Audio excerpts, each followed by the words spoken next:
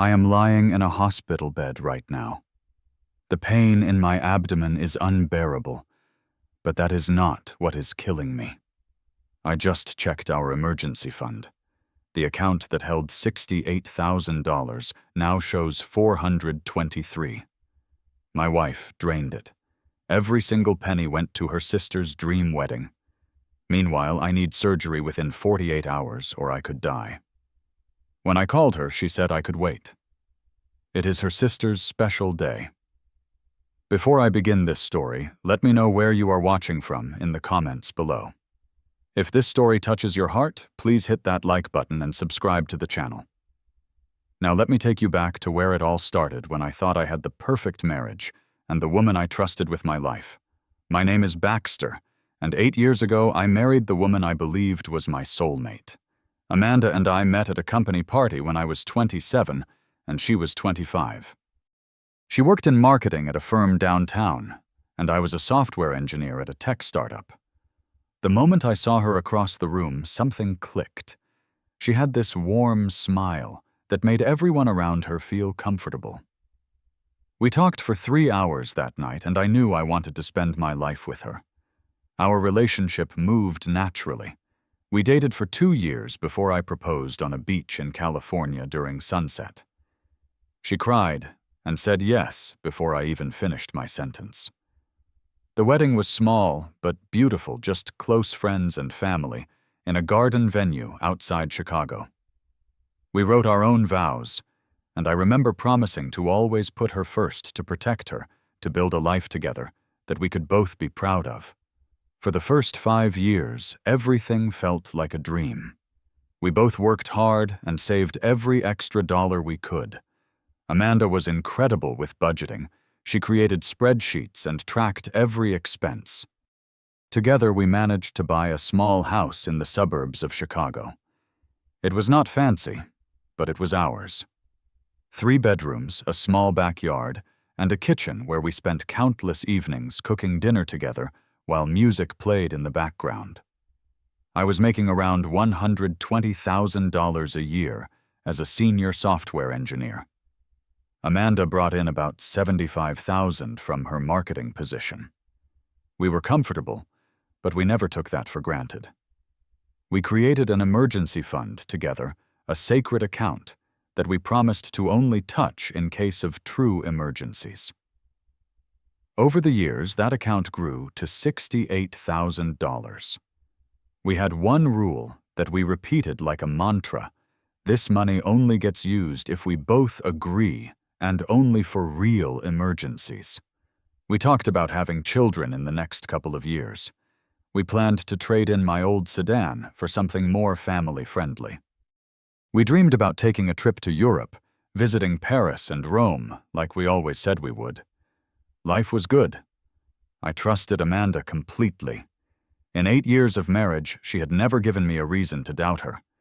I thought I knew everything about her, but I was wrong. 6 months before everything fell apart, Amanda's younger sister, Brooke, announced her engagement. Brooke was 28 years old, 7 years younger than Amanda. From the stories Amanda told me, and from what I observed at family gatherings, Brooke had always been the baby of the family. Their mother, Linda, treated her like a princess who could do no wrong. Their father, Gary, was more balanced, but Linda's influence dominated the household. Whatever Brooke wanted, Brooke got. Brooke's fiancé was a man named Travis. He was 30 years old and came from a family that supposedly ran a successful real estate business. When I first met him, he drove a luxury car and wore expensive watches. He talked about investments and properties like he owned half the city. Brooke was completely enamored with him and his lifestyle. She wanted a wedding that matched what she believed was their status. The wedding she envisioned was extravagant. She wanted a venue at an upscale hotel downtown, 300 guests, a designer wedding dress custom-made in New York, a live band, imported flowers, and catering from one of the most expensive restaurants in Chicago. The estimated budget was $150,000. When Amanda told me the number, I nearly choked on my coffee. But I figured it was not our problem. Travis came from money, right? His family would handle it. That was when the first strange things started happening. Amanda began spending more and more time with Brooke, supposedly helping with wedding preparations. She would leave on Saturday mornings and not come back until late evening. Phone calls became secretive. She would see a name flash on her screen and walk into another room to answer. When I asked about it, she always said it was wedding stress or work issues. One night, about 2 months before the wedding, I woke up at 2 in the morning, and Amanda was not in bed. I found her in the kitchen talking on the phone in a hushed voice. I heard her say something that stuck with me. "I will figure something out, just trust me." When she saw me standing in the doorway, she quickly ended the call and said it was just Brooke being dramatic about flower arrangements. I believed her. Why would I not? This was my wife, the woman who had never lied to me in 8 years. Looking back now, I can see all the signs I missed. The nervous energy whenever money came up in conversation. The way she avoided eye contact when I mentioned checking our savings. The slight tension in her voice when Brooke's name was mentioned. I was blind because I trusted her completely. That trust was about to cost me almost everything. It was a Tuesday morning, 3 weeks before Brooke's wedding, when my world started to collapse. I was at the office working on a software update that was due by the end of the week. Around 10:30 in the morning, I felt a sharp pain in my lower right abdomen. At first, I thought it was just something I ate. I tried to ignore it and keep working. By noon, the pain had become unbearable. I was sweating, unable to sit still, feeling like someone was stabbing me with a hot knife from the inside. My colleague noticed I had turned pale and was clutching my side. He insisted on calling an ambulance. I tried to argue, but another wave of pain hit me so hard that I nearly collapsed. The ambulance ride was a blur of sirens and medical questions. At the hospital, they rushed me through a series of tests. A CT scan revealed what the doctors had suspected. I had acute appendicitis, and my appendix was on the verge of rupturing. Dr. Hoffman, the surgeon assigned to my case, explained the situation in terms that terrified me. He told me that if the appendix ruptured, bacteria would spread throughout my abdominal cavity. This could lead to peritonitis, a severe infection that could become life-threatening within hours. Sepsis was a real possibility if we did not act quickly. He said I needed surgery within 48 hours, preferably sooner. The estimated cost after insurance would be around $35,000. I lay in that hospital bed processing what he had just told me. Surgery. Possible death if we waited too long. $35,000. My mind immediately went to our emergency fund. This was exactly the kind of situation we had saved for. I felt a moment of relief knowing we had the money set aside. I pulled out my phone to call Amanda and let her know what was happening. She answered on the 4th ring. There was noise in the background voices and what sounded like upbeat music. When I told her I was in the hospital and needed emergency surgery, there was a pause. She said she was with Brooke at a wedding venue doing a final walkthrough. She asked if I was okay, but there was something off in her voice. A hesitation that I could not quite identify. I told her about the surgery and the cost. I said I would transfer the deposit from our emergency fund. That was when everything changed. She went quiet for a long moment. Then she said she needed to tell me something, but that it was not a good time. I insisted. My life was potentially on the line. Whatever it was could not wait. What she told me next shattered everything I thought I knew about my marriage. She admitted that she had used the emergency fund. Most of it was already gone, spent on Brooke's wedding. She spoke quickly, like she was trying to get it all out before I could interrupt. She explained that Travis's family had financial problems. His parents were in debt and had lost most of their business. They could not pay for the wedding as promised. Brooke was devastated, threatening to cancel everything. Linda had pressured Amanda, saying that as the older sister, it was her responsibility to help. Amanda had convinced herself that she could fix it all before I ever found out. I could not breathe. I asked her how much was left. She hesitated, then said a little over $400. I felt like I had been punched in the chest. $68,000. Years of saving, of sacrifice, of planning for our future. Gone. All of it gone to pay for her sister's fantasy wedding. My voice shook when I asked her if she understood what she had done. I was lying in a hospital bed facing potential death, and she had stolen our safety net to throw a party. She started crying, saying she never thought something like this would happen. She said she planned to pay it back over time. She begged me to understand, then I asked her to come to the hospital. I needed her here. I needed her to help me figure this out. What she said next will haunt me for the rest of my life. She said that the wedding was in less than 3 weeks. There was still so much to do. The doctor said I had 48 hours, right? That meant I had time. Could I maybe wait just a little longer? It was Brooke's special day. Surely I could understand that. She would come see me after the final dress fitting. I sat there in silence, the phone pressed against my ear, listening to my wife choose her sister's wedding over my life. She actually asked me to risk death so that Brooke could have her special day. 8 years of marriage, and this was what I meant to her. Less than a party. Less than a dress fitting. I hung up without saying another word. I stared at the ceiling for what felt like hours.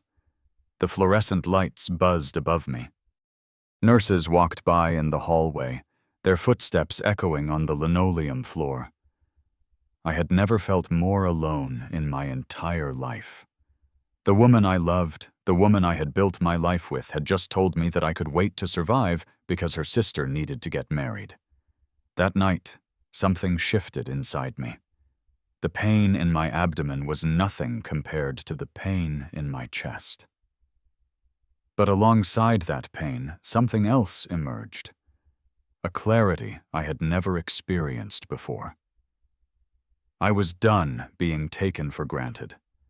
I was done being second place to Brooke and her endless needs. I was done with a marriage where my life was worth less than a wedding venue deposit. I made a decision in that hospital bed. I was going to survive this, and I was going to take back control of my life. At 6 in the morning, I called Marcus. He was my best friend from college, and he happened to be a family law attorney. I had been the best man at his wedding 5 years ago. He answered on the second ring, his voice groggy but immediately alert when he heard the strain in mine. I told him everything. The emergency fund, Amanda's confession, her response when I told her I could die. Marcus was silent for a long moment after I finished. Then he said 2 words that I will never forget. He said, "I am coming." Marcus arrived at the hospital by 8:30 that morning. He brought coffee paperwork and a determination in his eyes that matched my own. We talked for over an hour about my options, both medical and legal. First, we needed to solve the immediate problem. I needed surgery, and I needed money to pay for it. Marcus did not hesitate. He wrote me a personal check for $20,000. When I tried to protest, he held up his hand and told me that this was what friends were for. He said I could pay him back when I was healthy, and this nightmare was behind me. I also had a personal credit card that Amanda did not have access to. I had kept it for business expenses, and it had a $15,000 limit. Between the loan from Marcus and the credit card, I could cover the cost of the surgery. By noon, I had signed all the necessary paperwork for the operation. Dr. Hoffman scheduled the surgery for early the next morning. The medical crisis was handled. Now it was time to address the other crisis. While I waited for surgery, Marcus helped me draft divorce papers. He explained my options clearly. What Amanda had done was called financial infidelity. She had taken money from our joint account without my knowledge or consent and given it to a third party. In the state of Illinois, this was grounds for divorce and could significantly impact the division of assets. But I wanted more than just a divorce. I wanted justice. I asked Marcus if there was any way to get the money back. He thought about it carefully, then explained something called unjust enrichment. Brooke had received money that was partly mine without my consent. Even though Amanda had technically transferred it, I had never agreed to the gift. There was a legal argument that Brooke had been unjustly enriched at my expense. We could sue her to recover my portion of the funds. I told Marcus to do it. All of it. File for divorce. Sue Brooke. Whatever it took to make this right. The surgery the next morning went well. Dr. Hoffman removed my appendix just in time. It had been hours away from rupturing. When I woke up in the recovery room, groggy from anesthesia, the first thing I saw was Marcus sitting in a chair beside my bed. He had stayed the entire time. The second thing I saw was Amanda standing in the doorway. She looked terrible. Her eyes were red and swollen from crying. Her hair was messy. Her clothes wrinkled like she had not changed in days. She rushed to my bedside, reaching for my hand, apologizing over and over. She said she had not slept since our phone call. She said she realized how wrong she had been. She begged me to forgive her. I let her finish. Then I reached over to the table beside my bed and handed her an envelope. She looked confused as she opened it. I watched her face as she read the papers inside. Divorce petition. Her hands started shaking. She looked at me with wide eyes and asked if I was serious. I told her I had never been more serious about anything in my life. She had taken our future and spent it on her sister without even asking me. She had told me to wait to save my own life so that Brooke could have her special day. That was not a mistake. That was a choice. And choices have consequences.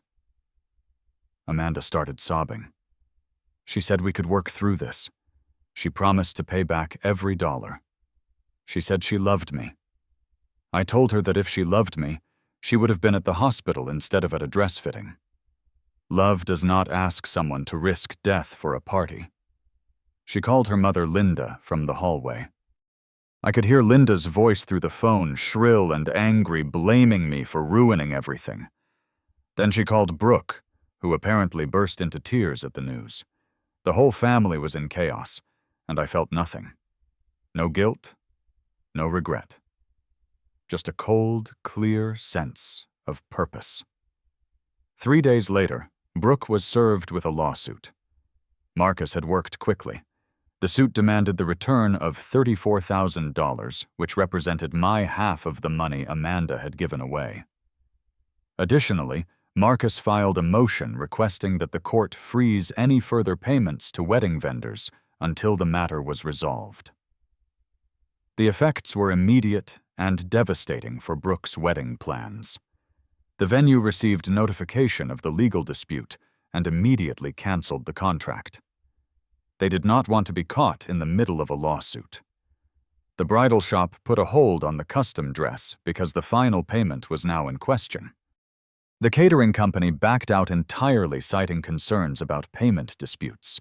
Within a week, Brooke's dream wedding had completely collapsed. There was no venue, no dress, no catering, no flowers. 300 guests had to be notified that the wedding was postponed indefinitely.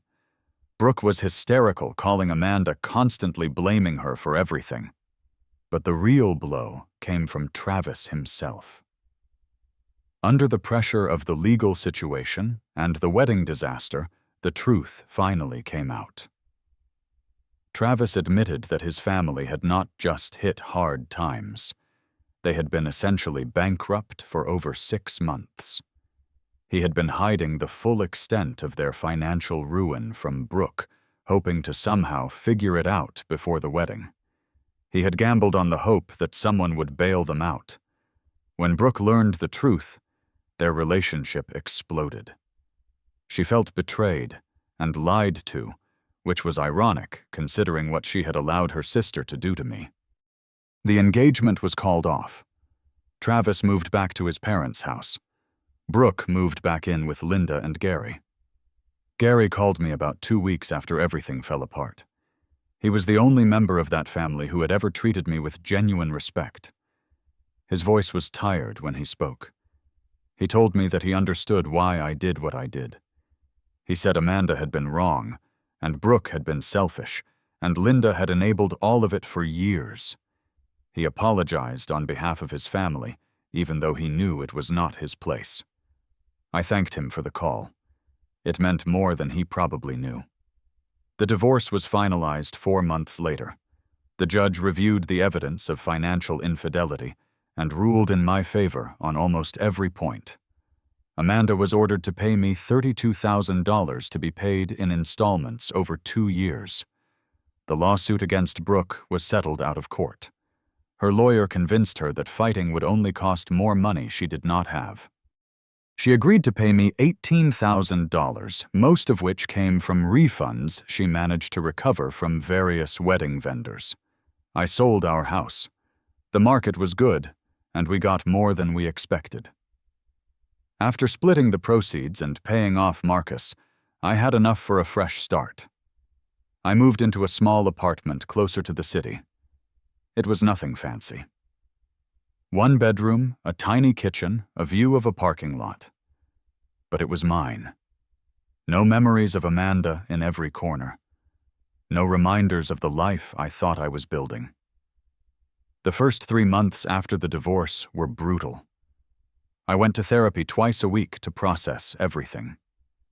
The therapist helped me understand that what I was feeling was grief, not just for my marriage, but for the person I thought Amanda was. I had loved a version of her that maybe never really existed. The real Amanda had always put her family of origin first. I had just refused to see it. There were nights when I could not sleep.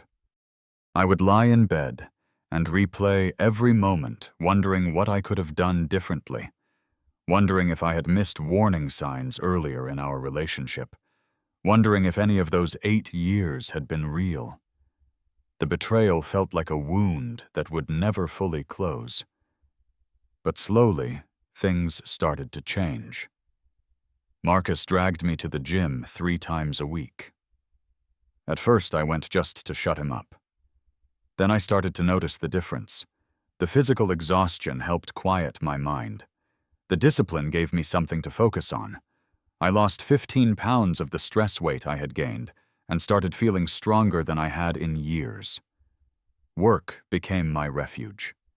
I threw myself into projects with an intensity I had never shown before. My managers noticed. 6 months after the divorce, I was promoted to a lead engineer position with a significant raise. The extra money went straight into a new emergency fund, this time an account with only my name on it. I started traveling on weekends. Short trips at first. A drive to Wisconsin to see the fall colors. A weekend in Detroit to visit a friend from college. Then longer adventures.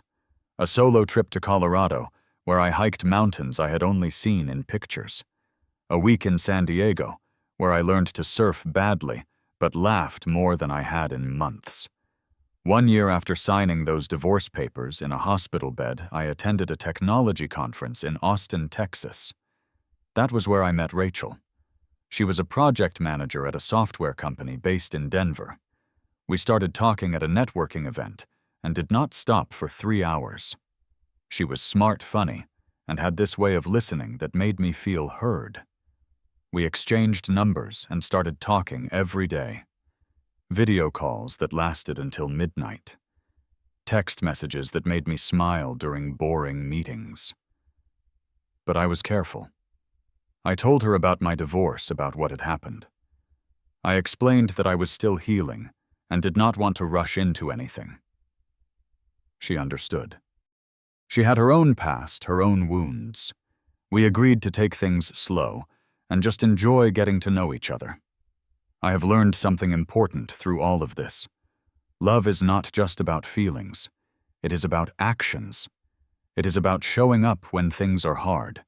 It is about putting someone first, not with words, but with choices. Amanda said she loved me for 8 years, but when it mattered most, her actions told a different story. I do not hate Amanda anymore. I did for a while. That anger kept me going through the darkest days, but holding on to hatred is exhausting. It is like drinking poison and expecting the other person to get sick. I had to let it go, not for her sake, but for mine. She made her choices, and she has to live with them. That is punishment enough. I do not hate Brooke either. She was selfish and entitled, but she was also a product of how she was raised. Linda created a monster by never telling Brooke no. By the end, Brooke lost her fiancé, her wedding, and her relationship with her sister. The dream life she thought she was getting turned out to be built on lies, both from Travis and from her own family's enabling. The scar on my abdomen has faded to a thin white line. Most days I forget it is there. But sometimes when I am getting dressed in the morning, I catch a glimpse of it in the mirror. It reminds me of the worst week of my life. It also reminds me that I survived. Not just the surgery, but everything that came after. I chose to live not just physically, but emotionally. I chose to rebuild instead of giving up. If there is one thing I want you to take from my story, it is this. Know your worth. Do not let anyone make you feel like you come second to something that should never have been a competition. Your health, your safety, your well-being matter. Anyone who asks you to sacrifice those things does not deserve a place in your life. I used to think that being a good husband meant putting my wife first no matter what. Now I understand that was wrong. A healthy relationship is not about one person always sacrificing. It is about both people lifting each other up. It is about being partners who face challenges together, not one person carrying all the weight while the other takes and takes. Now I want to hear from you. If you were in my position, what would you have done? Would you have forgiven Amanda and tried to work things out? Would you have handled the situation differently? Drop your thoughts in the comments below. I read every single one, and I genuinely want to know your perspective. If this story resonated with you, please hit that like button. It helps more people find these videos and share their own experiences. Subscribe to the channel if you want to hear more real stories from real people who have faced impossible situations and come out the other side. And if you know someone who needs to hear this message about knowing their worth, share this video with them. It might be exactly what they need today. Thank you for spending this time with me. Thank you for listening to my story and letting me share something so personal. Whatever you are going through in your own life, I hope you remember that you deserve people who will choose you when it counts. Take care of yourselves.